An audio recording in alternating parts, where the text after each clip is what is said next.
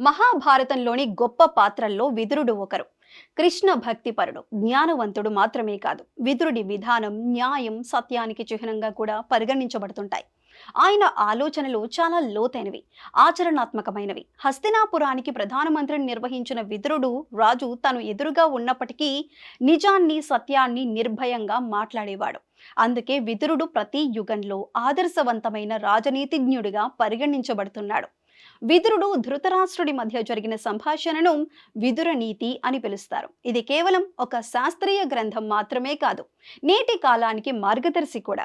విదురుడు చెప్పిన సూత్రాలను అవలంబిస్తే అతను తన వ్యక్తిగత జీవితంలో సమతుల్యతను కాపాడుకోవటమే కాదు, తన వృత్తి జీవితంలో కూడా ఉన్నత శిఖరాలను చేరుకోగలడని విదురుడు అంటున్నాడు. మహాభారతంలో విదురుడు చెప్పిన మంచి మాటలు విదుర నీతిగా ఇప్పటికీ మనకి ఉపయోగపడుతున్నాయి.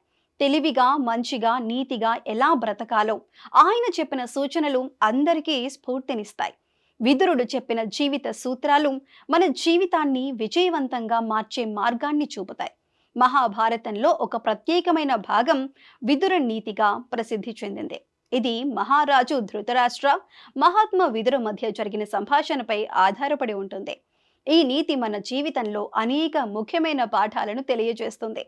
ఇవి మన జీవితాన్ని శాంతియుతంగా, సుఖంగా గడపటానికి మార్గదర్శకం కావచ్చు. మహాత్మా విదురుడు మహాభారతంలో ముఖ్యమైన వ్యక్తి. ఆయన చెప్పిన మాటలు ఇప్పటికీ చాలా విలువైనగా ఉన్నాయి. విదురనీతి ప్రకారం తెలివైన మనిషి జీవితం డబ్బు, ఆరోగ్యం లేదా వాతావరణం వల్ల మారదు. ఉదాహరణకి సీజన్లో మార్పులు, వేసవి, శీతాకాలం, గ్రీష్మకాలం వంటి వాతావరణ మార్పులు జ్ఞానవంతుడి జీవితంపై ఎటువంటి ప్రభావం చూపవు. ఆయన ఎప్పుడూ తన పనులు ఒక పద్ధతి ప్రకారం చేసుకుంటూ వెళ్తాడు. వాతావరణం మంచిగా ఉన్నా, బాగలేకున్నా ఆయన చేసే పని మాత్రం ఆగదు.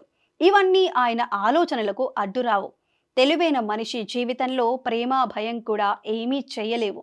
మామూలుగా అయితే మనం ఎవరినైనా ప్రేమిస్తే ఒకలా, ద్వేషిస్తే ఇంకోలా ప్రవర్తిస్తాం.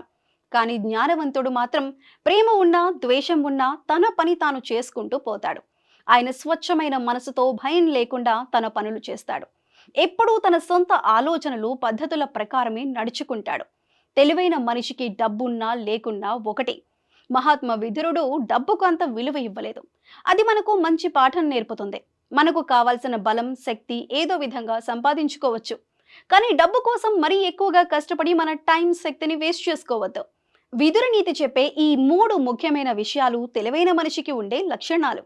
ఈ లక్షణాలు ఉన్నవాళ్ళు జీవితంలో పెద్దగా కష్టాలు, అడ్డంకులు లేకుండా చూసుకుంటారు. వాళ్ళ జీవితం ఎప్పుడూ మంచిగా, తెలివిగా, ప్రశాంతంగా, విజయవంతంగా సాగుతుంది.